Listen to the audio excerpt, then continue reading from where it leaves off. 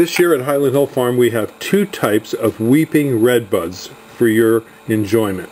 We have the Ruby Falls and the Lavender Twist. These have dark red foliage with very dark maroon flowers that bust out in the spring. Redbuds are deer resistant, so these would be a good choice if you have deer in your neighborhood or if you're in a somewhat shady location. But remember, the trunk is damaged by deer when they rub them, but they don't like the foliage so much. These plants are easy to grow and bloom very early in the spring. The plant can take some shade, some wetness, and they are very compact. They'll grow to about 4 to 6 foot in height and 6 to 8 foot in width.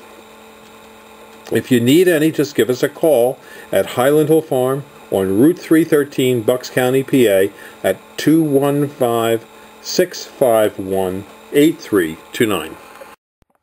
Our weeping redbuds are a great choice for gardeners and designers looking for dark foliage on small weeping trees with the added flavor of flowers and being a native selection.